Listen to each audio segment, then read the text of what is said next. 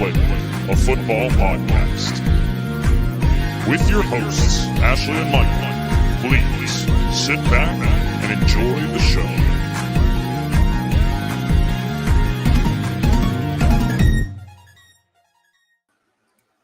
Hi, everyone, and welcome back to the Undroppables Playbook, a football podcast presented by the Undroppables. I am your host, Ashley. This is my lovely co-host, Michael Duncan. How are you tonight? I'm great. I can officially pretend that basketball season is over and focus on the pre-NFL season as well as the thriving Philadelphia Phillies. Yeah, true. How does it feel to get beat by New York?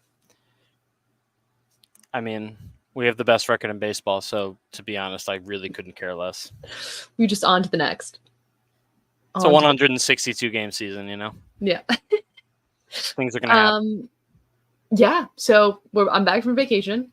We're back, ready to talk a lot about the NFL draft, but lots of news first. So why don't we jump into that right away?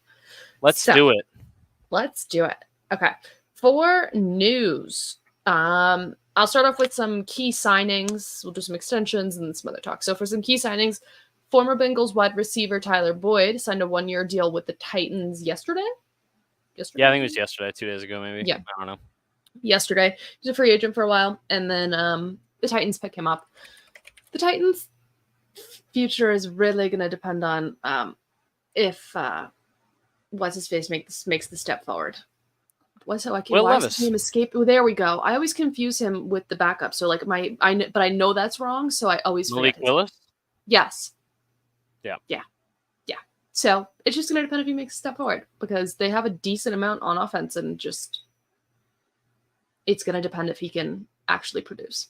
I mean, I will say rest in peace to former first-round pick Traylon Burks. Yeah. Not a good look for that organization. Because as a reminder, he was taken with the pick that they received in the A.J. Brown trade. Yeah. Who they famously did not want to pay what they are now paying Calvin Ridley, who is like 5 years older. Yeah. Great job, You'll bring that up any chance you get. All the time, if possible. Yeah. Another key signing, the running back, Rashad Penny, signs with the Panthers. I'm currently Googling how old is Rashad Penny because I know he's older. He's not that old. I mean, this will be his 6th or 7th year, I believe, in the NFL. He's 28. He came out pretty young. Oh, wow, that's older than I thought it was. Yeah. Wow. He is 28. I mean, I'm 28, but to be Did fair, you I go would out also and play football right now. No, I couldn't. No, I could not. Exactly. Wide receiver, maybe. Not running back. No, that's not true either.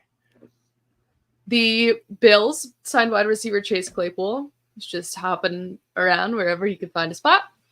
That's a top 3 wide receiver right there. Yeah, of course it is. Estimations. Of course. And Odell Beckham Jr. moves on from the Ravens and signs to the Dolphins on a 1-year contract worth up to $8.25 million. Do we know how much it's actually worth? Or no? Because I was gonna that's. I don't listen. I can understand cap hits and stuff, but sometimes I don't fully understand the out years and stuff, so I can't really tell you that. I just read articles. Oh, it's worth $3 million with a max value of $8.25 million. Okay, so that makes more sense. That's much more tolerable because he's just not Odell Beckham Jr. anymore. Yeah, that's very sad. The Cowboys sign running back Ezekiel Elliott while they're still paying his dead cap from all in. All in. Mark's team. All in. Look, I don't know what's more of an all-in move than signing the guy that you cut 2 years ago to be your starting running back and arguably the largest acquisition of your offseason so far. He's wearing a different number too, which honestly just pisses me off. But yeah, it's just annoying. Yeah, it's like getting back together with your ex, after he stole all your crap and then won't give it back. And he dyed his hair. Yeah, I don't know. I don't really know. I've never dated a guy that stole all my stuff. So yeah, can't really relate, but I believe you. Wide receiver Michael Gallup signs to the Raiders on a 1-year deal worth up to $3 million. And the Eagles sign former Jets offensive tackle Mekhi Becton to a 1-year deal. Yeah. Thoughts on that as an Eagles fan? Adam Schefter said that he was signing up for Stoutland University. This Jeff Stoutland, the offensive line coach for the Eagles. And I believe that he's right. If anyone's going to get Mekhi Becton was great in his first 2 years. He's played at left tackle and right tackle, so I think he's immediately going to come in and be the swing tackle for the Eagles. And honestly, if anyone, if he's got anything left after the injuries and issues that he's had, if anyone's going to get it out of him, it's Jeff Stoutland. And also, it wasn't too surprising after the Eagles left the draft without drafting an offensive tackle. They drafted 2 more interior offensive linemen, which was a shock to most people. So, yeah, I think it was the right decision for the Jets to move on, but I also think it's a decent decision for the Eagles to try. What's the risk? There's no harm, and it's worth a shot because, like you said, he looked great. I mean, he was great in college. He looked great in his first few years, and just hasn't been the same. So if they can revert him back to even a little bit of what that was, I think it's beneficial for that 1-year deal. Yeah. And I think it's ideal for him too, because you're going to a place that is known for its offensive line and has one of the best. Like I said, if a coach is going to be able to get him back into form, it's going to be Jeff Stoutland. So if I'm him, why wouldn't I go there? Yep. On to another Eagles news. AJ Brown for 5 minutes was the highest paid wide receiver. Guy loves making draft day news. He hates feeling left out. So, the morning of the draft last time he got traded. The guy just likes being in the news. Why'd you say he was only it for 5 minutes? Wasn't it the next day that he wasn't the highest paid? Or is he still the highest paid? The person before him wasn't. Somebody else beat him. Well, in our notes, no one has. No one else got signed. So then, who was before him that got beat? It was right before him, maybe. Devonta Smith. He wasn't the highest paid, but he was. No, something happened. Somebody got outdone. Anyway, we're just going to move on and just say that AJ Brown loves to make draft day news. He signs a 3-year, $96 million contract extension with the Philadelphia Eagles, who also extended Devontae Smith.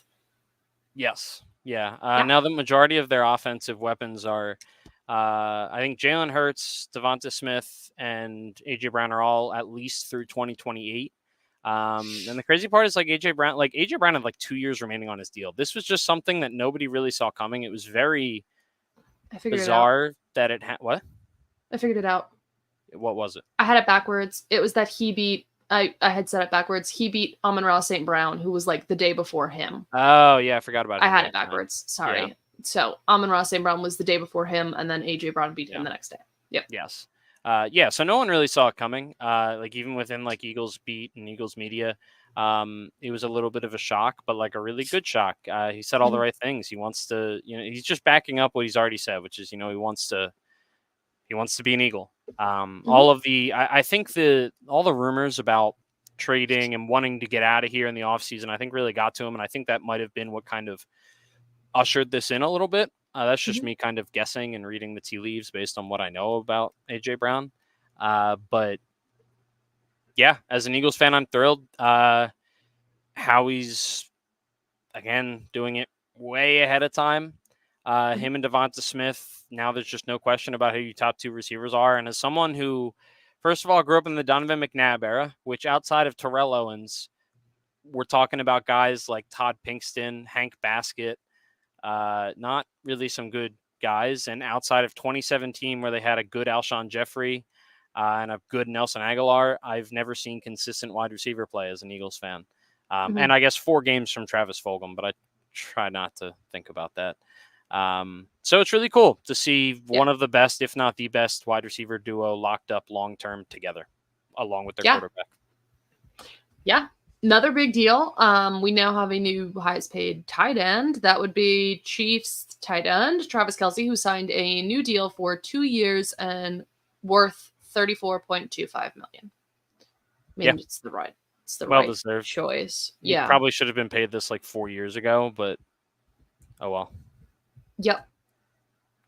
And the Patriots agree to a 4-year extension with defensive tackle Christian Barmore, Alabama great Christian Barmore, worth $92 million.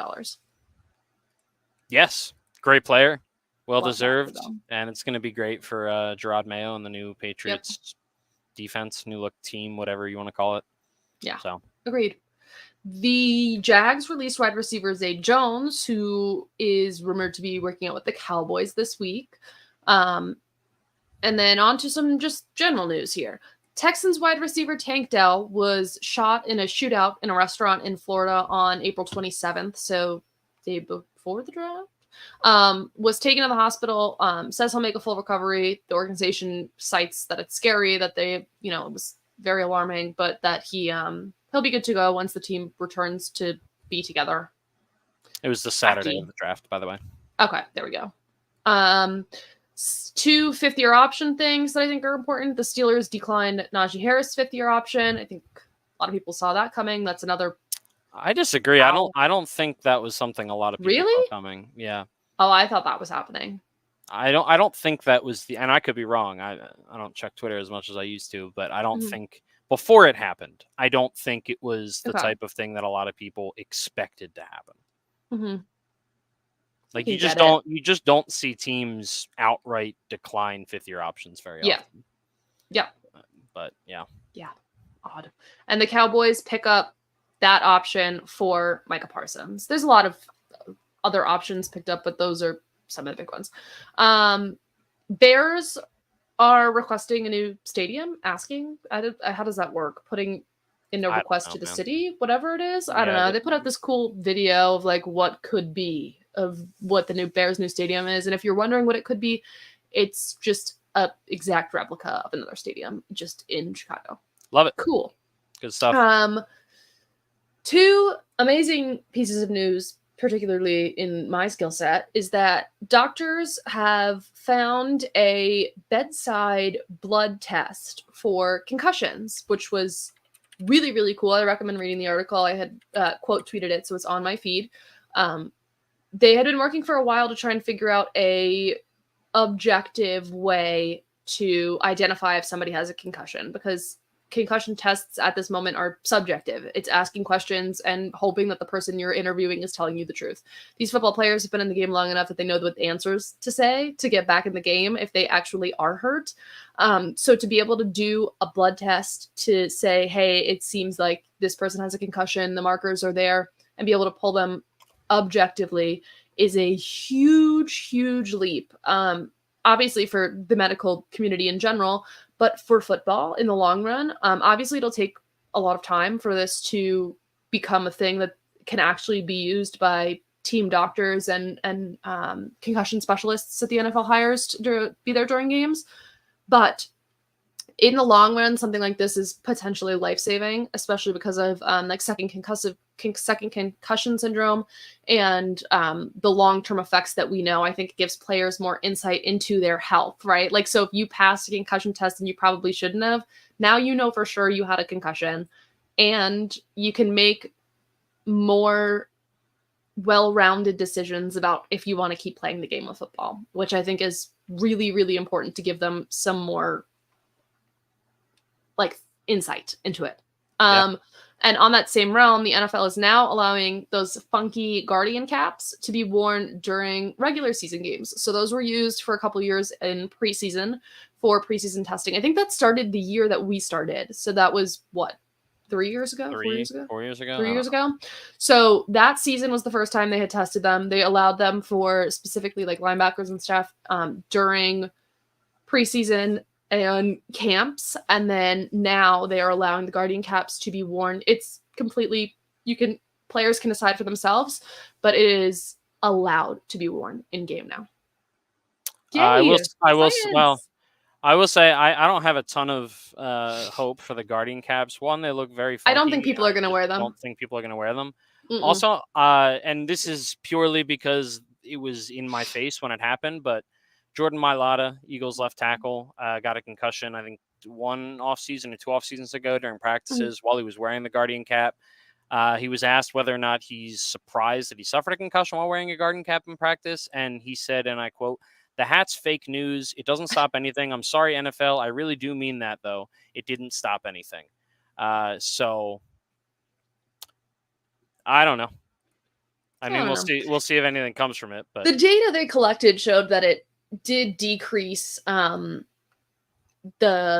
probability of a concussion or decrease the severity of concussions. I don't remember the exact study. I read it when it first came out, like the second year after testing. But so like if it didn't statistically, like, yes, there's still a good chance that it hurts you, but it's statistically, if it's improving, I think it's great to at least allow the option. I genuinely don't think a single person is going to take that option, but again, it's giving people autonomy over their health in their careers.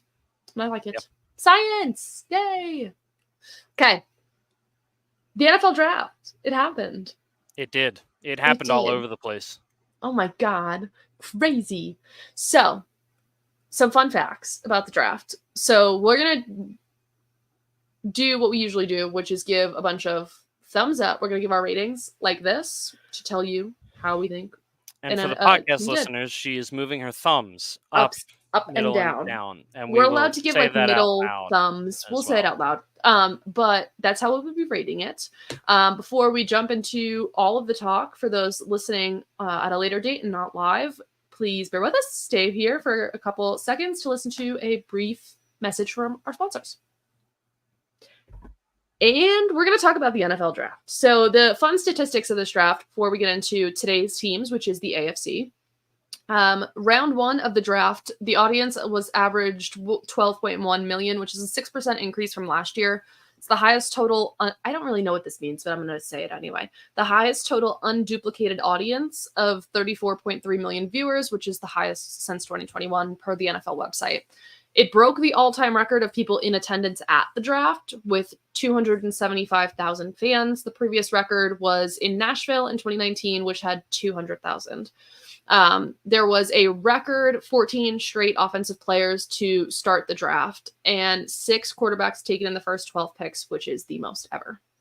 Yeah, tied the most quarterbacks taken in the first round ever. Obviously, the most in the first 12 picks.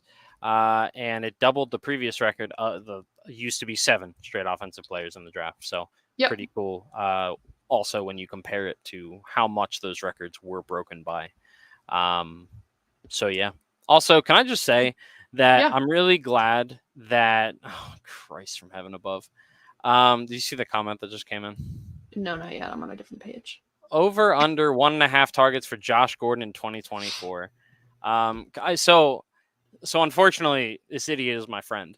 And I don't know if this has anything to do, but the other day in our group chat, I put in there, because I was just sitting at work thinking about Josh Gordon. And I was thinking, I was thinking legitimately, he might have had the greatest single season of any football player that I've ever witnessed when he put up, I think it was like 1,600 yards in 14 games with like Brandon Weeden and 2 other pieces of garbage as his quarterback.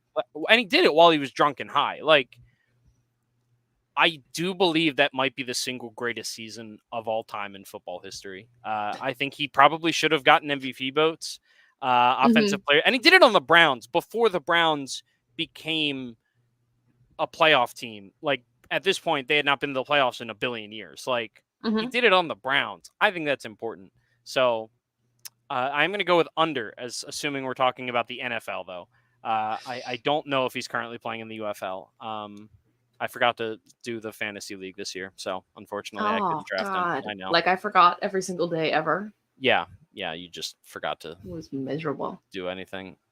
How was it miserable? You didn't do anything. Because, like, I really wanted to be involved, and I was happy to be invited, but then I was like, I didn't watch even a single snap of it, and then so I had no idea what was going on, and then I drafted a team, and then I forgot it existed. Yeah, so it wasn't. That's like saying, like, that operation I didn't have the other day was terrible and I'm in pain from it. I guess. I didn't go to the operation. How can I be in pain? Okay, fine. All right. Wasn't miserable. Thank you. Well, you gave me a bad name when you say the league that I run for the NFL, XFL, USFL is miserable. Yeah. Anyway, on to the NFL draft. Again. Yes. Yay. We're going to start with the NFC North. AFC North. AFC North. We are doing the AFC today. Yep. So we'll start with the North. let's talk about the Ravens. So I'll read off all of the picks quickly, and then we can talk about what they did. So round 1, they took cornerback Nate Wiggins from Clemson. Round 2, Roger Rosengarten, offensive tackle from Washington. Round 3, Adisa Isaac, edge from Penn State. Round 4, Devontae Walker, wide receiver from North Carolina. Then also in round 4, TJ Tampa, cornerback, Iowa State. Round 5, Rasheen Allen, running back from Marshall. Devin Leary, quarterback from Kentucky. Nick Samak, offensive line from Michigan State. And Sanusi Kane, safety from Purdue. Yeah, so overall, I think the place that obviously, we're going to know more about the early round guys that get drafted than we are the later round guys. Yes. And also the higher round guys are going to have, or the earlier round guys are going to have more of an impact on our grades because there's more assets put into them, and there's higher expectations. And it's more likely out they'll of them. be on the team. I don't want to say it like that, but like there's a good chance that those later round guys may not be on this team in a couple of months. Yeah, and exactly. There's more expected out of them. For a 7th round guy, if you make the team, like you've probably already surpassed your expectation, to be honest. Yep. But yeah, so you start by talking about Nate Wiggins and Roger Rosengarten, and it's immediately clear that they were able to fill 2 holes that I think a lot of people saw as issues on their roster, which was a cornerback starting opposite Marlon Humphrey and a starting right tackle. Then it just comes down to, okay, well, for me, the issue I have with this, and this is not because this is pre-draft notions. I didn't like Nate Wiggins all that much. And I also didn't think that he should have gone before Cooper DeJean. Yeah. Cooper DeJean was on the board. And that just feels like a very uncomfortable, like that feels like the type of thing that is going to haunt them for years if it doesn't work out, especially in their favor. That's the scary part. But like the upside is they were able to fill holes. I think overall they did a good job. I think Adisa Isaac, from what I've read, a lot of people had him going significantly earlier. I know PFF had him ranked like number 38 in the class. So a lot of people liked him as a way to add to the pass rush rotation. So I think overall they did a good job. They were able to identify value and get some good late round guys that have a chance to maybe make an impact. Yep, I really like Rosengarten. I think it's great value. I know it was the 2nd round, but not saying you should have went in the 1st, but I think you walk away with a 1st round pick and Rosengarten, who's going to be a starter for you. A lot of people describe him as like plug and play. You can just literally put him in. He will do his job. You'll be good. So I think that was a great pick for them. I did like Nate Wiggins. I think it's not that I loved him. I liked him more than you did. I just think it was the speed and how well he plays in zone coverage that I think is going to benefit the Ravens defense. I think that's what drew them to him. I think it's good. All right. Your rating for the Ravens? Like a half thumb. I'm going to give, wow, same thing. Yeah. It's not like so this is like middle thumb. Yeah. We got to figure out words for the people who listen. So yeah, that's thumbs down, half a middle thumb. Okay. Well, if you thumbs down is like a negative thumb. Okay. Because if this is 2 thumbs, then you have 1 thumb, and then it's middle, like no thumbs, and then negative and negative 2. Okay. Like that's, okay, I think that's pretty understandable. Okay, sure. So I gave it half a thumb. Half a thumb. That's what I did too. Cool. Well, this one, not a no thumb. Sorry. All right. We are going to move on to I think I have the Bengals next, right? Yes, the Bengals. The Bengals picks. So that would be, hold on, I'm scrolling down my list.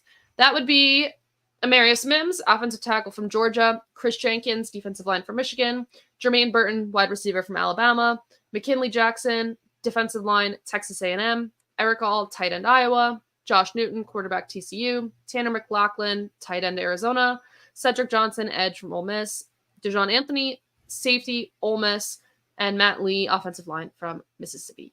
From Miami, sorry. I don't know why I said Mississippi. Yeah.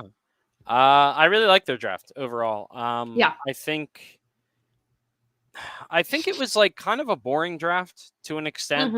And I think often for good teams with good positional players, like that's kind of the case a lot of the time. But I think they got a very high upside pick with Amarius Mims in the first round. Yes.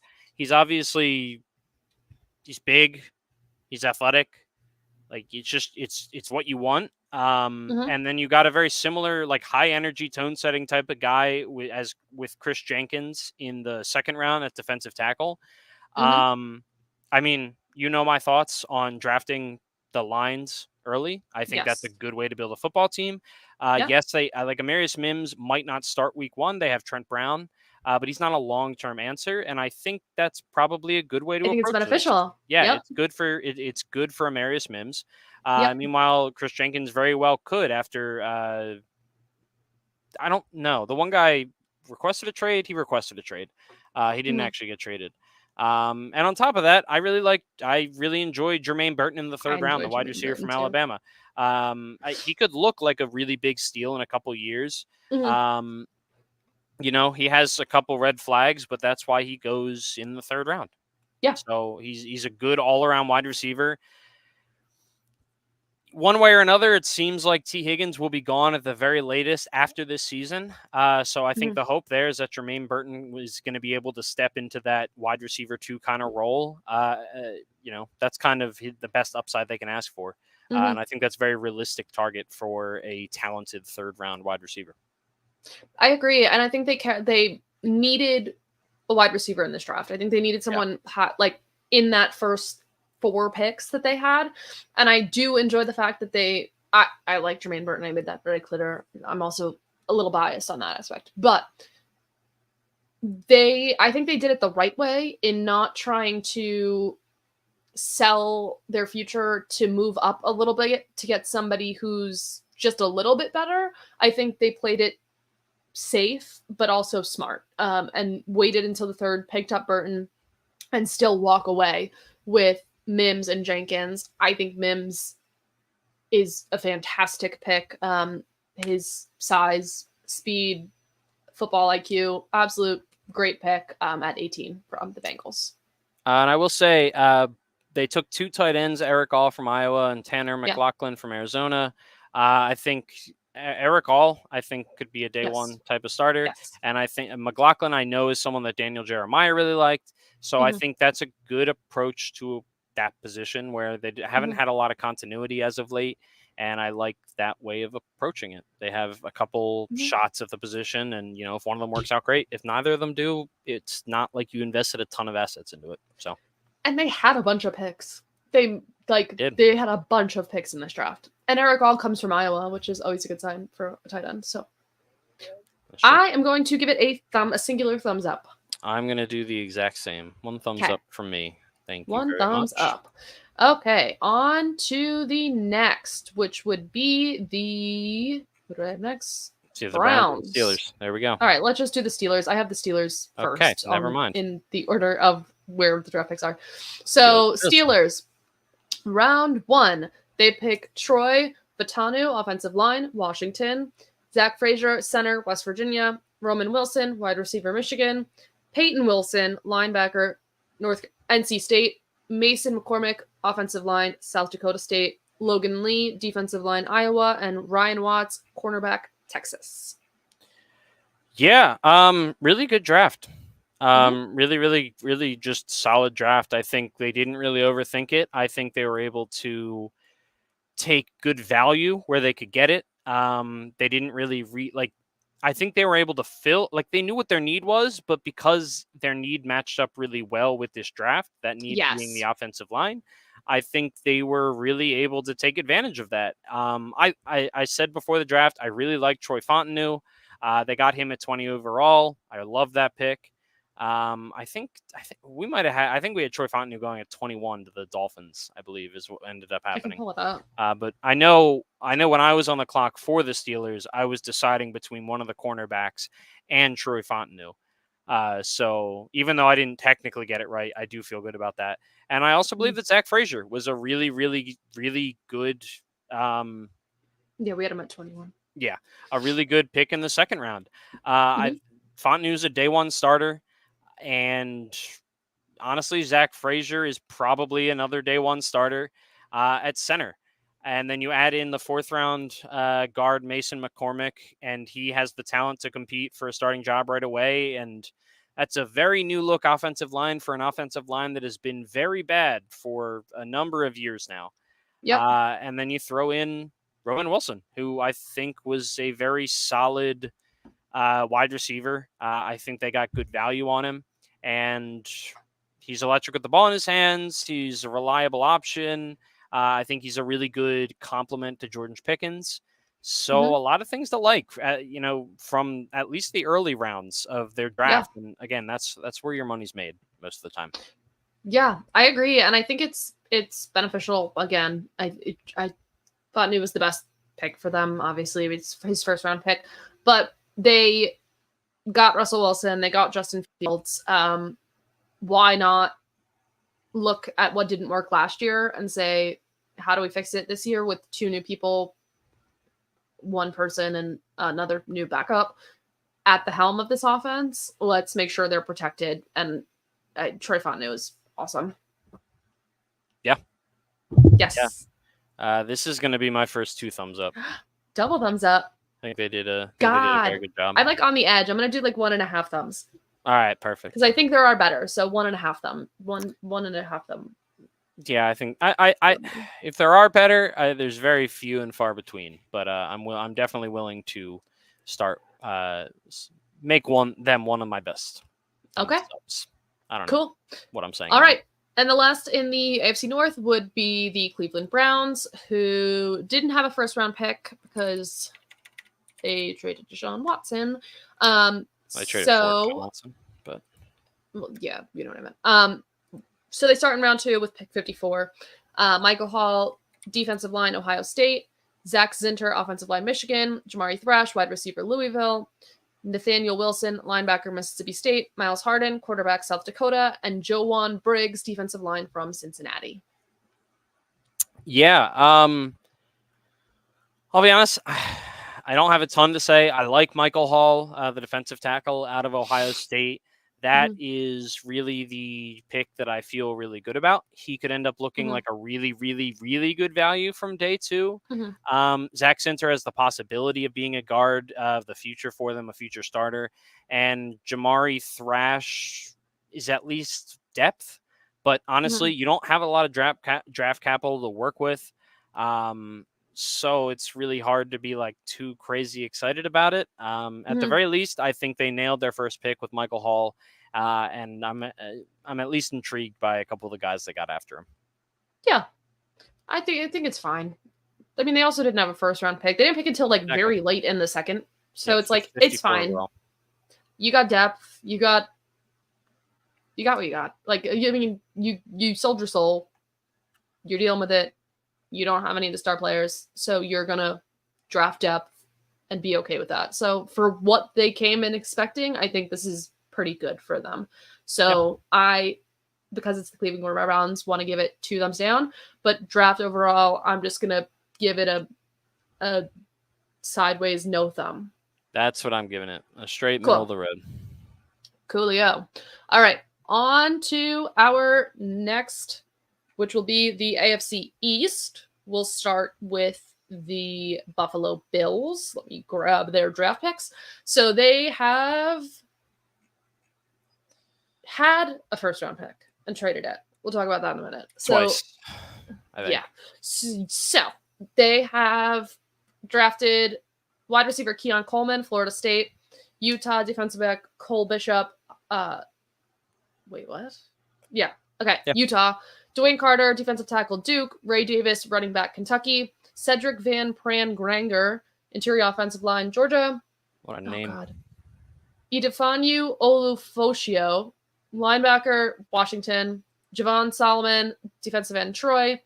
Tylan Gable, offensive tackle UCF. Penn State Jaquan Hardy, cornerback. And then Travis Clayton, offensive tackle. With no college listed. Yeah, so I think it's hard to be excited about this if you're a Bills fan, especially. Ew. You trade back twice, which typically I don't Honestly, given the Eagles' track record of what happens when they trade back, I should probably be more against trading back in the first round than I actually am. But I think overall, I agree with that strategy. I think How do you feel about when you do it to the people who consistently beat you and are considered one of your rivals? That's when it comes down to player evaluation. Like that's really what it is. It's play at that point. You are betting on your player evaluation over their player evaluation, which is the type of thing I was immediately like, that's a weird thing to do as a fan. But I respect I respect the front office just looking at value as value. And if they weren't in love with anyone right there, and the Chiefs were, they got the value that they wanted out of it, great. All that being said, I think they reached on Keon Coleman. He is fantastic on social media. I love him. He makes me really want to root for him. That being said, I think just about everywhere that I've seen, most people had him well into the second round before he maybe should have gotten drafted. I really, really think, and I think part of this goes into it as well. I think they traded back to the top of the second round, mostly so they had a full day to really investigate and talk to people about different wide receiver trades, whether that was T. Higgins, Brandon Ayuk, Deebo Samuel, whatever it is. It didn't work out. That has to be part of their equation. If it works out, they look really smart because they were able to trade back twice and still trade for one of those guys. It didn't work out. That's part of the equation. I like Keon Coleman. I think you probably could have traded back again to get him, to be honest. But I think what it came down to is they ended up taking their pick of the guys that they wanted. If they really wanted Xavier Worthy, I think they would have traded. I think they would have stayed there and taken him. But it's hard to get, too crazy excited about it. I do think Cole Bishop is a solid safety. I think he plays like his hair is on fire, and they have been old at that position for a little bit, along with moving on from some long tenured guys back there. So it's interesting to say the least. Yeah. He feels the need of Cole Bishop, that is, Jordan Poyer, and Micah Hyde's still free agent. So fits there. Yeah, Keon Coleman is like America's sweetheart right now. He's has an awesome personality and is like seems like, I can't speak personally, but seems like one of the truly down-to-earth people in the league. There are a handful of them, but he seems to be at the forefront right now. Talking about how he got his coat at Macy's and telling the media how to buy things better, like how to get better deals on coats to buy them in the summer. Immediately going to the snack bar right after his portion of the press conference was over. He's awesome. Again, it's just does that work out in the long run? I hope it does, because I love him and I would love to see more of him. The people who cover the Bills are like, wow, this is going to be a great year. Like, we love him. Like, we really love him. It's just a matter of, I commend the Bills for sticking to their guns. I have a bad feeling this isn't going to look good. And yeah, well, I mean, we'll see. It's all going to come down. Their draft wasn't great. I'm still going to give it the same rating either way, but this is going to be a big, like, in retrospect moment. I have a feeling like there's a good chance we look back at this in 3-4 years and say, yeah, that was like one of the stupidest decisions. And I will say, in their defense, I think there's an equally likely chance that we look back on it and say the Chiefs are morons.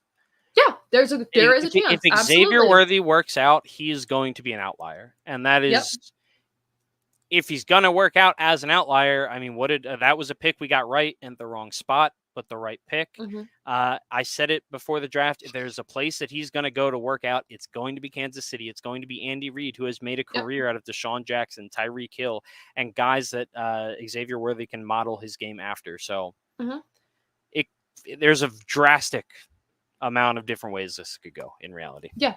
And there's still a chance that the Bills walk away with a receiver at some point. Like, there are still people who are requesting trades. There are still plenty of conversations happening around the league about people who are looking to offload a couple of wide receivers. So there's a chance the Bills still walk away with this. And in that case, I think brilliant. Like, it's all this fine little details. Their draft overall, though, I think I'm just going to give it like a mostly down. Yeah, I'm just straight in the middle. Okay. I like So that just they a little stuck bit to lower their than you. guns, and I Yeah. like that they accrued value. Yeah. The draft is a crapshoot, and I think part Mhm. of that was them admitting that a little bit. So Yep. We do have a question in chat. We did just answer one of it, so I can answer the first part. So we just got to the fact that we personally think Keon was a reach, but the Bills stuck to their guns and got their guy, and we both support that. But do you want to speak to the other two quickly? yeah, so Xavier Leggett and Ricky Pearsall. Ricky? Ricky was drafted by the Niners in the end of the first round, and Mhm. Leggett, whoever it is, was Mhm. drafted 32 overall. That's who the Panthers traded with the Bills for to Mhm. get at 32 overall. Yeah, Mhm. Xavier Leggett. I don't know. I think there's an easy yes. Like, yeah, I probably view them all as reaches, but at the Mhm. same time, I think the pre-draft view of all of those guys was there's a very clear top tier, and we Yeah. saw that. We saw 3 of them go in the top 10. I Mhm. think a lot of people were intrigued by Xavier Worthy, Adonai Mitchell, and who's the one that I'm forgetting? Brian Jones Jr. Is that his name? Out of LSU. Yes. Yeah. And I think that was kind of the clear second tier. And I think there was just a lot of whatever you want after that. Yeah. And I think if that's what they wanted, then great. It's hard for me to say whether or not it was a reach because wide receiver has become, after quarterback, it has an argument for maybe the most premium position in the NFL. Mhm. So if you see a guy you like, you should probably go get him because I also think it may give us a little bit of an insight into what's happening behind closed doors. Like, yes, there are still chances that some of these. I just talked about how I think there's still a chance that the Bills. There'll always be a chance that the Bills walk away with wide receiver, but it may give us a little bit of insight that this is not as friendly of a trade market as teams would hope. So they would rather trade up a couple spots, get back in the end of the first round, and try and get a guy who they see as fitting on their team. So it Yep. may give us a little bit of insight. So yes, do I think they were reaches? Yes, but I think there's layers to that. I think there may be more happening that we just don't know about, that teams are really not looking to get rid of the guys that really want to leave their teams. So it's yeah. a premium position. Yes, it is. All right, let's talk about the Gerard Mayo New England Patriots, his first draft with the team. They select, I was on the wrong screen. Let me grab it. They select in round 1, they get their guy that everyone suspected they would get and draft the quarterback from North Carolina, Drake May, at 3rd overall.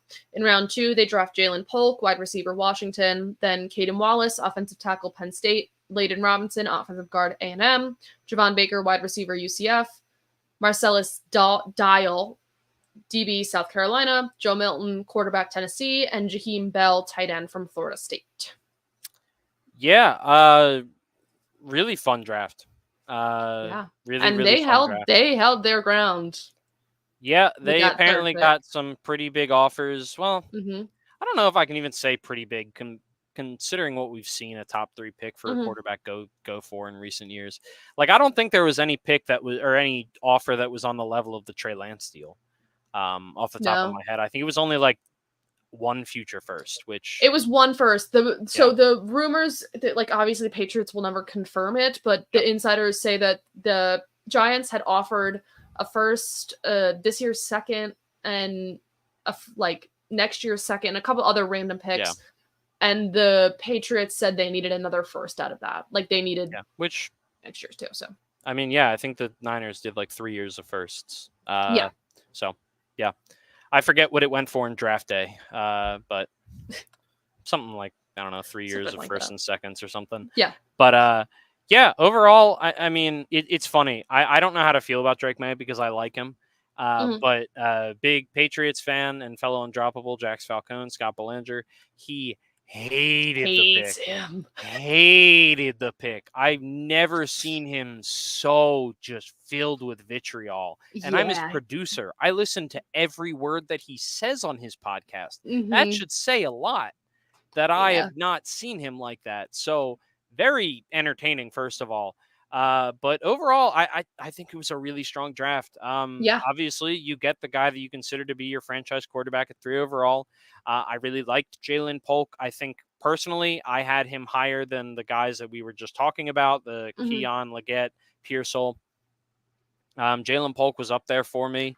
I also liked Javon Baker, the wide receiver out of UCF, Mm-hmm. in the 4th round. And then they got Caden Wallace and Layden Robinson, who could at least, make a push to start sooner rather than later. You did exactly what you want to see a team that is not, it's very void of talent. You see exactly what you want to see them do when they just draft a quarterback high with a high pick. The exact opposite of what the Panthers did for Bryce Young last year, which is surround them with talent. Yeah. That's what you want to see, and we were able to see them do that. Obviously, it needs to work itself out on the field, but at the very least, he's not going out there. I mean, it still might be the worst offensive roster in the league, but even if it's still the worst offensive roster in the league, it's still better than it was before the draft. And that is a positive thing for this Patriots franchise. Yep.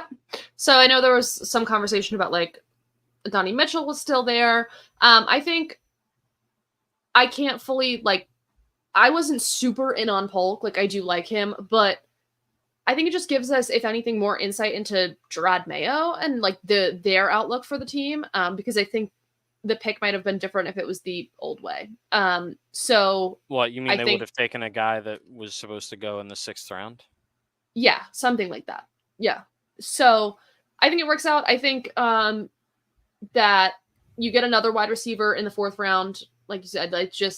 There was literally nobody. The wide receiver room was one person. So yeah, it was Juju Smith-Schuster making $1 billion to TikTok. Dance, to dance on TikTok and TikTok boy?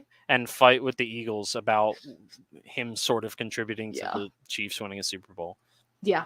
So now there's at least 2 of them in the room. So whatever. I think it was good. And you get a starter with your 3rd round pick. I think Caden Wallace is an immediate start for them. So I agreed. Overall, thumbs up from me.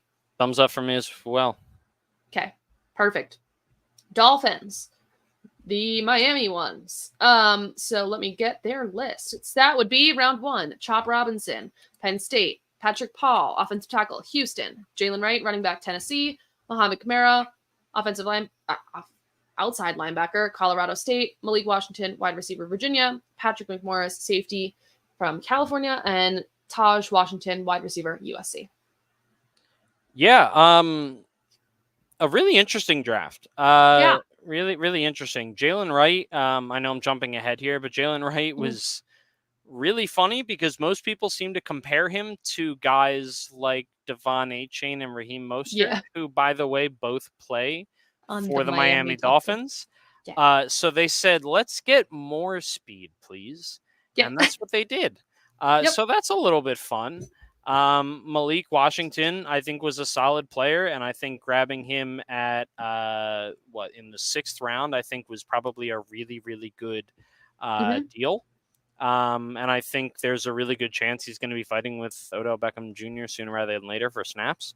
But going back up to their 1st round pick, Chop Robinson, I could not decide where I thought he was going to go in terms of range in the draft. I think he's got a lot of upside. He's really twitchy, but he's also very raw. So he's got, again, they rolled the dice on a high upside pass rusher, and I think that's something they're very happy with doing. They still have Bradley Chubb there. Yes, they do. So I think, sorry, I cut you off, but no.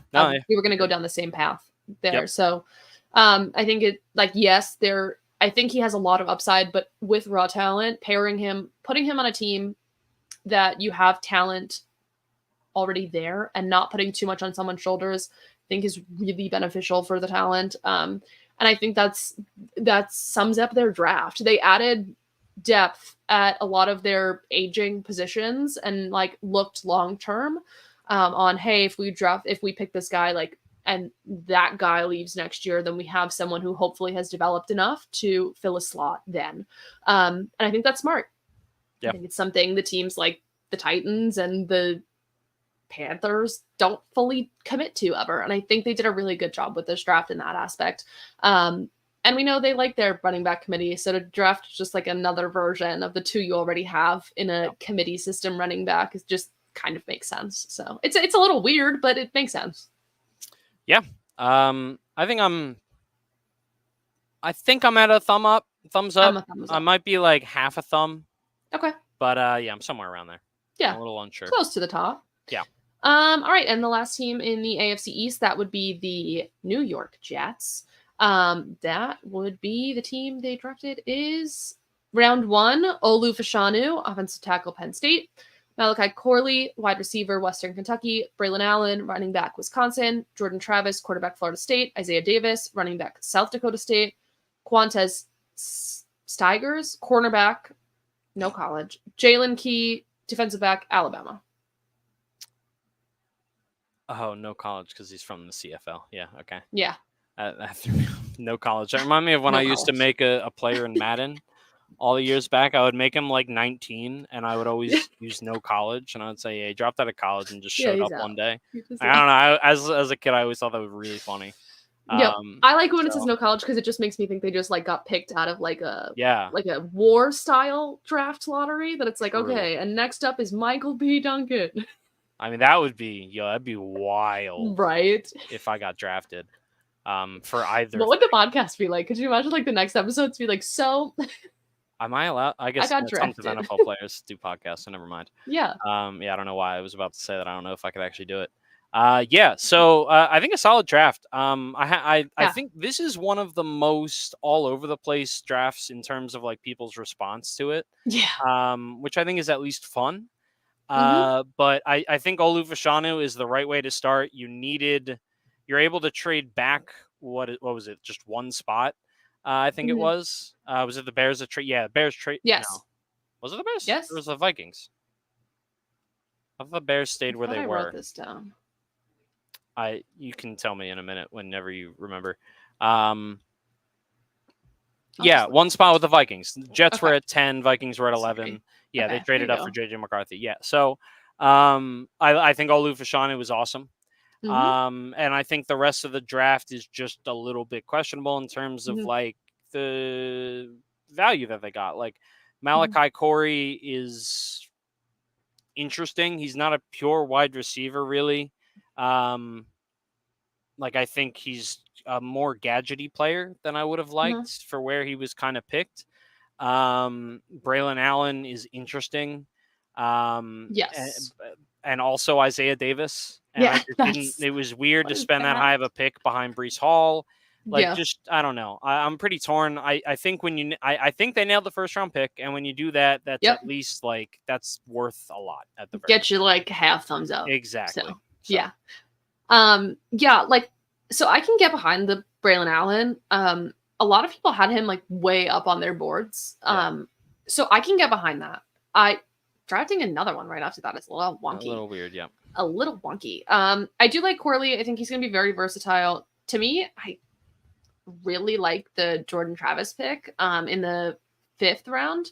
Yep. So I think that was just a smart play. Jordan Travis was excellent. Obviously, he got hurt. And we haven't seen him since, which impacts his draft stock, obviously. So you have a ball of talent that you know was good, and you're hoping to shape after an injury with a quarterback who is old and senile, and hopefully still good.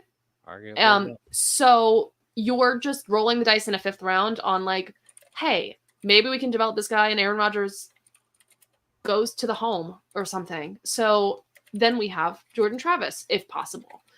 I think it's a good way to play it. I liked Jordan Travis. I'm sad he got hurt, and I think it's I think that honestly I love Olu was my favorite pick, but this is like probably a close second for me. Yeah. I think actually I like everything that you said. I think you made me feel a little more confident in the draft overall. So I'm gonna give him a thumbs up. I'm giving him a thumbs up. Very, very solid thumbs up. So awesome. Yeah. Okay, we're going to move on to our last 2 divisions in a second after a moment from our sponsors. And we'll be talking about the AFC South next. And that starts with the Houston Texans, which means I need to get to a new page and find where their draft is. So the Houston Texans don't have a first round pick because they traded out of it. They traded with Minnesota. Yeah, the Minnesota Yes. Okay. traded. Yes. Yeah, I'm like getting confused now. that was like So they last month. traded. Yes, they Yeah. traded with Minnesota. That's the one. Okay, that's why. So they start in round 2 with 2 picks in round 2. So they get Kamari Lassiter, DB Georgia, Blake Fisher, offensive tackle Notre Dame, Kalen Bullock, DB USC, Cade Stover, tight end Ohio State, Jamal Hill, linebacker Oregon, Jawar Jordan, running back Louisville, Solomon Byrd, defensive end USC, Marcus Harris, defensive tackle Auburn, and Ladarius Henderson, offensive guard from Michigan. Yeah. I think it starts by saying that they were able to trade out of the first round, get a future second round pick, which I think is just really solid value. And before they got Kamari Lassiter to help with their secondary. So I think that move in itself was really, really solid. After especially just not having a ton of capital in general. So you can also throw in the fact that Stephon Diggs is now on their team. I think that kind of has to play into it as well.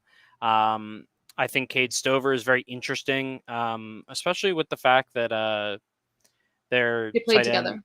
Yes, they played together, but also they just re-signed what's-his-face to play tight end there, who had a good...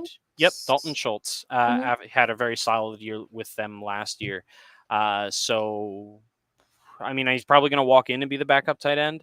But yeah, it's very interesting. I think they're a legitimate contending team, and I think they were able to grab some guys that are interesting and are going to hopefully be able to compete for starting spots eventually.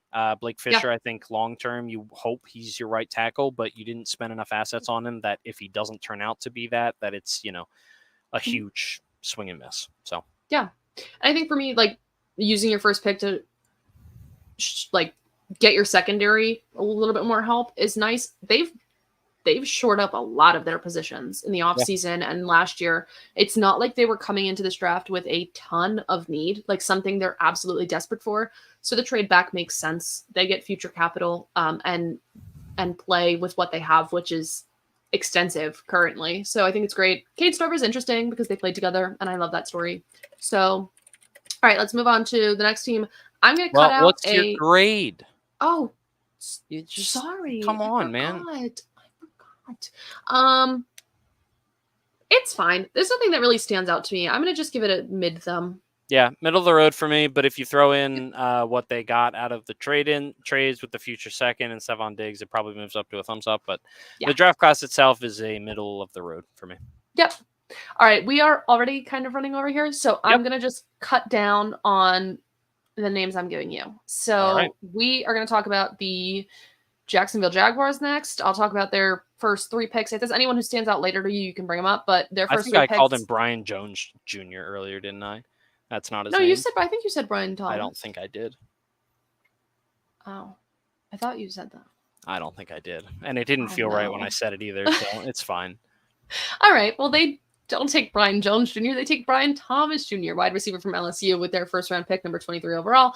Then they follow that up with Mason Smith, defensive tackle, LSU, and Jarian Jones, defensive back, Florida State. Yeah, so their first 2 picks were from LSU, which is fun.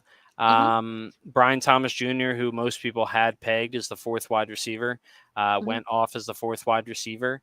It was kind of an underrated need for the Jaguars. Maybe not underrated. But after Calvin Ridley left, obviously they still have Christian Kirk. Zay Jones was injured a lot of last year. So I think it was a pretty big need. And I think that considering they didn't have to trade up or anything, I think they got a very high ceiling player who's maybe a little bit more unproven than the guys that were obviously taken in the top 10. And Mason Smith is also another playing with a high ceiling. A good combination of size and speed who might just take a little bit of time to mature. And I think that's really that's the telltale sign of most of this draft class is raw, but a lot of upside. So, yeah, I think I'm still giving it a mostly down. Yeah, I'm probably like a half thumb down. Yeah, that's where I'm at. Because it wasn't terrible, but it's just like they have needs. And like, yes, Brian Thomas Jr. is like, will help fill that gap of Calvin Ridley, but I don't know that Mason Smith is exactly where they would want him to be. I don't know that they got everything. I feel like they could have done better. So it's not middle of the road for me. It's mostly down. I don't hate the individual players, but I think the Yes. value was a little all over the place Yes. on them, with the exception of maybe Brian Thomas Jr. So agreed. Okay, on to the next team, which is our favorite Tennessee Titans, who in round 1 take my Alabama guy, offensive tackle J.C. Latham at number 7. Then they follow that up with Texas defensive tackle T'Vondre Sweat and North Carolina linebacker Cedric Gray. Yeah, I mean, the worst kept secret in the draft, maybe outside of the first couple of picks, was offensive tackle being a need and a must draft for the Titans at 7. They got J.C. Latham, who did have a late surge to be a favorite for the first offensive tackle off the board, but ultimately he falls to Tennessee at number 7.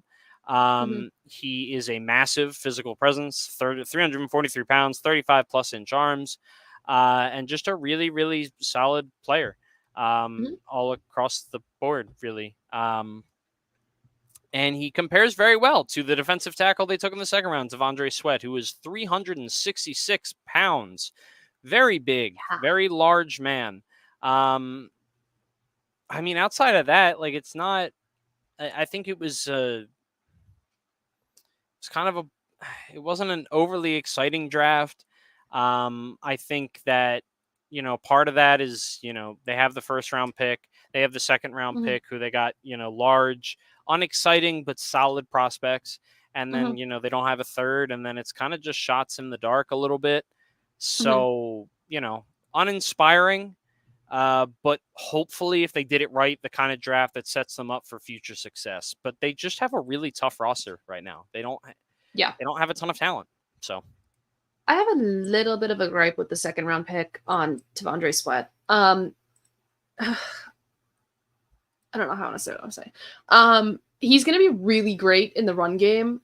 He's a big dude, and I don't know that he's the all-around player I would want to get from. Like, I don't know how effective he's going to be in your passing game at this level. I think he needs more speed. He needs to be a little bit more agile, and currently doesn't have that. Like, yes, an NFL regimen can help you get there, but I don't know how I feel about using a second-round pick on a spot where I'd rather be well-rounded than one-sided. So I have a little, like, he's great. Like, don't get me wrong. Like, him in the run game is going to be fantastic. He has great motor skills, and shows a lot of promise. It's just a matter of, like, the agility of it. And I would rather have someone who I know right away could help me in both facets. I agree. Okay. I agree. It's like a one thumb middle down of the road for me. Well, there we go. I think I'm like here. I should probably be a little higher considering I like J.C. Latham, but here we are. I love J.C. Latham. So, okay. And on to the last team, which would be the Indianapolis Colts. And their draft is probably way up at the top here. We're already about cool. Round 1, Laitu Latu, defensive end UCLA, Adonai Mitchell, wide receiver Texas, and it's always pronounced differently. Matt Gonzalez, offensive tackle Pitt. Is it not Gonclaves? I don't know. Sometimes people pronounce it Gonzalez, even though there's no S. I don't know. I don't really know how to pronounce it sometimes. Anyway, that was a third round pick. Yes. Cool. Yeah. So the Colts. They were the first team to draft a defensive player. Yes, indeed they were. They broke it for Laitu. I've given up. Which under low key, one of the most surprising picks of the draft. Not that he went. Gonsalves. There we go. Okay. But that he was the first defensive player. Most people had it pegged to be Dallas Turner out of Alabama. So yes, fun little thing there. Yeah, I mean, really good draft overall. I think they got really good value across the board. Like, I'm really happy with that. I think Laitu Latu was very good. I was unsure of where the NFL seemed to value him. But I think if you're getting your pick of defensive players at 15 overall, you're probably really happy about it. Adonai Mitchell, Adani, whatever it is, seriously, seriously talented player. He Hmm. never produced a ton in college, but he's got one of the biggest boomer bust playmaking profiles that we've seen.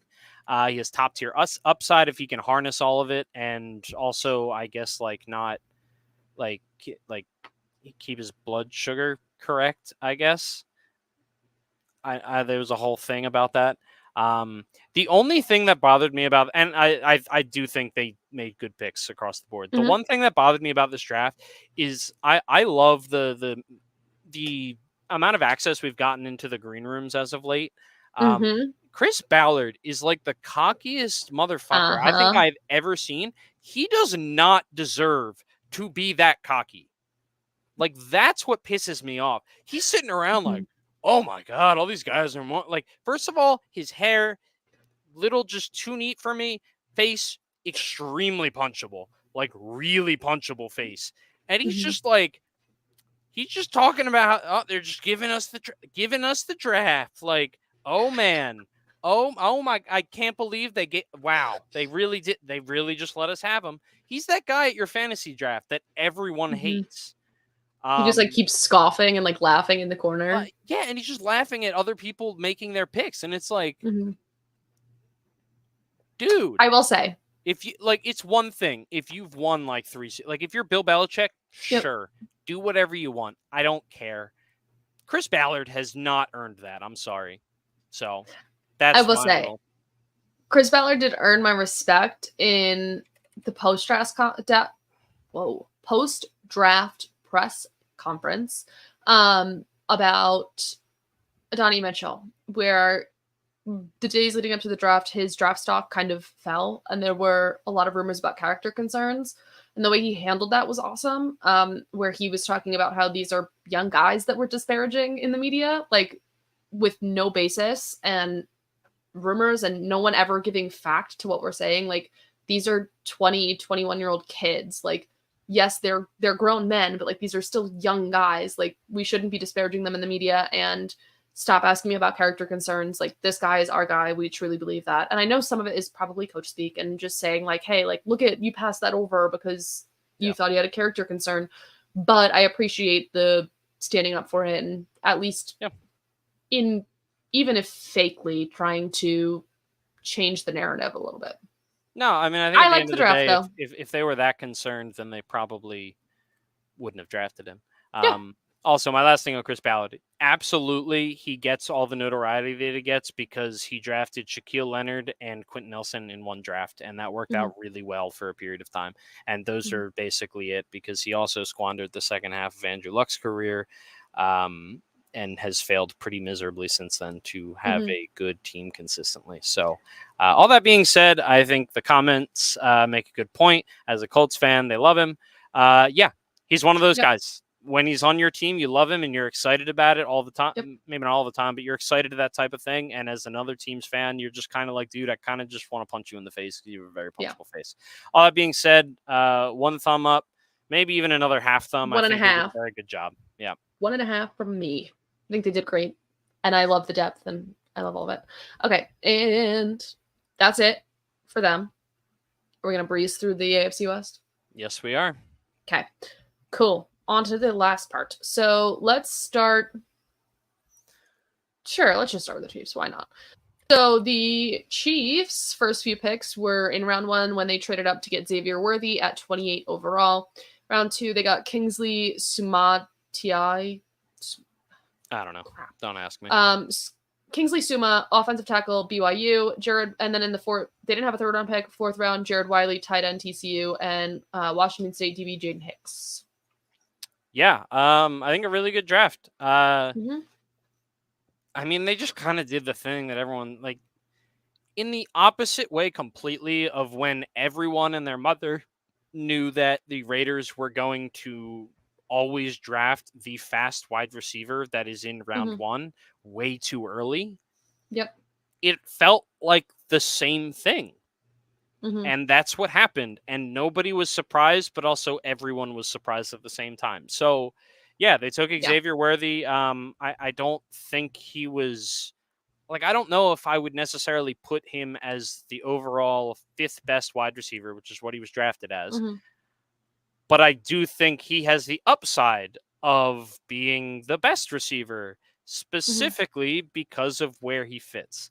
I don't normally believe in drafting players in the first round, especially wide receivers, based on fit. See Rager, Jalen. That did not work out. However, this is Andy Reid. This is Xavier Worthy. This is Patrick Mahomes. This is Travis Kelce. It's a very different scenario. So I just kind of think that's awesome. He's cookie cutter for the Chiefs. Like, it is. It's the norm. Yeah. Kingsley from the second round, really solid pick. I think they got really good value there. And Jared Wiley as well, I think was really interesting. Rare size speed combination. And I think, obviously long term, I think you're hoping that he could possibly be a successor to Travis Kelce. Best case scenario. Yeah, I agree. Cool. I mean, you've said pretty much all of it, and we're trying to breeze through it a little bit. But yeah, I mean, I like Xavier Worthy. Yes, the trade itself was just a little odd because of the way it happened, but it's the best landing spot for Xavier Worthy and a great addition for Patrick Mahomes. And that's, at the end of the day, that's the baseline for it. You can get it. We could argue about it all day, but to me, it's good. And I really like the Kingsley pick. So thumbs up for me. Thumbs up for me as well. Cool. On to the next one, the Raiders, who drafted in the first round the number 1 tight end in the draft, Brock Bowers from Georgia. Round 2, they got Jackson Powers Johnson, offensive guard from Oregon. Then DJ Glaze, offensive tackle from Maryland in the 3rd round. They had 1 pick in every round. No, 1 pick rounds 1 through 6 and 2 picks in round 7. Yes. So I'll just start out by saying I love their first 2 picks. They were the odd man out when it came to the team that everyone thought needed a quarterback. Everyone kind of agreed. Well, I mean, there's a reason for that, but we'll talk about that next episode. That they weren't able to get one of the 6 quarterbacks. And they took Brock Bowers, which was just a true best player available. A really weird pick, considering a lot of people seem to like Michael Mayer, myself included, who was a 2nd round pick by them last year, tight end out of Notre Dame. However, like, it is the type of thing where I like best player available, but that's also a lot of assets into a position that, if we're being honest, it doesn't really work out very well when you take a tight end in the first round. It has not worked out well in the past, 15 years. So a little terrifying, but a really good player. And him and Michael Mayer definitely operate in different ways at being tight end. Yeah. But I love Jackson Powers Johnson. I think that was a really good value. A lot of people had the idea of him going in the first round.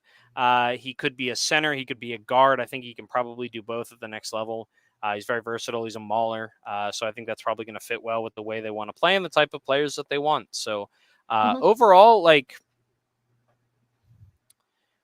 I don't know. I don't know how to feel about it. I don't feel especially great because if it works out, it works out. But and this probably isn't the time to talk about this. Hopefully it's next week when we talk about the Lions. But people are giving the Lions a lot of credit for their draft last year because rightfully so. They picked a lot of good players. But I think it's important to remember that it's not only the players that you pick that matter. It's also the value. Player who starts. Yeah. And it's also the players you have on your roster. Yeah, that too. So, so I don't have a ton to say outside of that. Yeah. I think the Brock Powers pick is fine. It's a good pick. Brock Bowers is a good player. I'm never going to say it's a bad pick when you pick up a good player. But again, it's not only doesn't it not work out, the tight end position has evolved so much that I don't think it's a position you need to heavily invest in. So it's a little odd, but again, Brock Bowers is a game changer. At least was at the college level. So I can see the hope for them. I love JPJ. The rest of it, good. So for me, it's probably halfway up. I think it was good. I think I think I'm probably at about half a thumb. Yeah. Yep. Cool. On to the Broncos, who used the picks hold on, I can't find them. Where'd they go? Okay, there they are. Their first round pick they used on the quarterback out of Oregon, Bo Nix, at 12 overall. They don't have a second round pick. In round 3, they take Jonah Ellis, linebacker from Utah, and Troy Franklin, wide receiver from Oregon. Yeah, so the big story here is Bo Nix going 12 Yeah. overall. We had Sean Payton seemingly outsmart the entire NFL by taking the sixth big quarterback. brain dead. So that's fun. Big brain dead. I don't know, man. So he come out and he was like, "We wanted everyone to think that." That's the part that pisses me off. It's like, come on, like Sean Payton is such an arrogant ass. I mean, like for real, dude. He's so arrogant. It's so annoying. It's one thing when you pair him with Drew Brees, one of the greatest throwers of the football of all time. And it's like, great. He had his time in the sun. Like, I just don't know if this second round with Sean Payton is going to work out. That being said, I do think it's a solid fit for Bo Nix. I think he should be happy where he went because I think Sean Payton is going to be good for him. I do like that they were able to pick up Troy Franklin, his dude in the, was that third round or whatever. Who it's interesting. I've seen listed as a running back some places. I don't necessarily, I'm not really sure why, but definitely more of a wide receiver in my mind. But yeah, I think it might just be a mistake actually. But regardless, I think it was a solid draft. I like Jonah Ellis, who seemingly has like 9 brothers, and they all play in the NFL. I'm pretty sure. I know at least 2 of them have played for the Eagles, and I'm pretty sure one is on the Saints, and I think one's on the Falcons now or something. I don't know. Interesting. Yeah, it is interesting. But yeah, just a very odd draft, starting with Bo Nix and kind of going all the way down the board. I'm not totally convinced that Bo Nix, I think he can be a good quarterback, and maybe that's all Sean Payton wants. He cares about his system, and he wants a guy that's just going to run his system. I'm just not entirely sure if he is a franchise elevating type of quarterback. So yeah, there we go. Blech. Yeah. I don't like it. Yeah. I don't have any, I'm so sorry, Bo. I don't really have any hopes for Bo Nix. I think it's just the way I value him. There's something to me that really just don't like Bo Nix. I don't like Bo Nix. So I don't, just because of that. Like, I know that part of that's just bias that I have. I just like, yes, I think it's very beneficial for him to be with Sean Payton. And if Sean Payton thinks this is a guy, I think it's a great pick for the team overall. Instead of like reaching on someone that consensus thinks is better. Yep. I just don't like Bo Nix. The rest of it felt very disorganized. I felt like they didn't have like a clear path in the draft, whereas other teams you can kind of see what the goal was, whereas this was like, let's just spray them out and hope we get something here. So to me, it's a thumbs down. I don't like it. I don't like it. Not thumbs down. Okay, now our last team in the AFC would be the Los Angeles Chargers, who used their first few picks. Round 1, Joe Alt, offensive tackle from Notre Dame. Then Ladd McConkey, wide receiver from Georgia. Junior Colson, linebacker from Michigan in the first 3 rounds. Yeah, I mean, they doubled down on what kind of everyone already thought they were going to be. Yep. They're going to run the football. They're going to play smash mouth. And they started that out with the best offensive tackle in the draft, a large man, Joe Alt out of Notre Dame. You're going to pair him with former first-round pick Rashawn Slater. Who knows if he's going to be on the left or the right? Obviously, the big question is going to be, I think when you're looking back at this, is should they have taken a wide receiver instead? And I think the fact they didn't speaks to the way that they want to play football, which when you have Justin Herbert, you can look at it a lot of different ways. But they were able to nab Ladd McConkey, top of the second round, who I really liked. I think he's just a really good all-around player. He's a great route runner, great hands, great acceleration. And I think he's just going to be a new go-to guy for Justin Herbert. Pair that with, I just think it's awesome that Junior Colson is going to play for Jim Harbaugh. Like, I'm not a particularly big Jim Harbaugh fan or like a Michigan fan. I just think that's really fun. I love fun stories like that. I know. Even though it's like, sometimes it just feels like favoritism. But it'll always still fun. It'll always make me think of the year that Chip Kelly was the Eagles coach, and everyone thought we were going to trade. He tried to literally sell everything that we had like Mike Ditka style for trading up to Marcus Mariota, including Fletcher Cox and like 4 years of first round picks. Thank God the Titans suck. Thank God. But yeah, like I don't know, it just always makes me like if I was a college coach, people who played together, like that. I love those stories, hometown stories. If I was Jim Harbaugh, I don't know how I would not just draft all the players that I like. It's like, oh yeah, I love these guys, man. Like we're gonna go. We used to hang out over there. Now we're gonna hang out over here. It's like when you get a new job and you want all your buddies to come work with you. Like or someone's leaving and you're like, take me with you. Like that's literally what it is. Like so. But regardless, so credits for only taking one.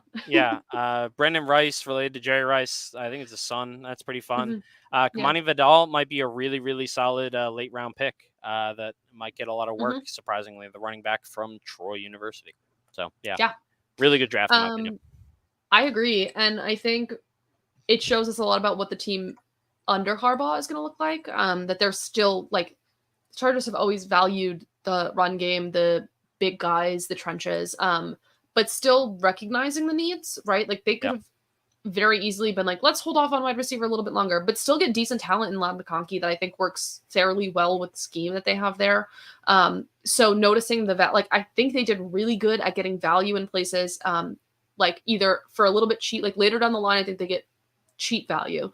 The rest of them like are right on target with where you would expect them to go. I don't think they overpaid. I don't think they drafted way too high. For me, I think it's like another 1.5. I don't have any double thumbs up yet, but I think it's going to be a 1.5 for me. Because I think they got what they needed. They showed us more about what this style of the new Los Angeles Chargers are going to look like, and they didn't have to overpay to do it. I'm going to give it a 2 thumbs up.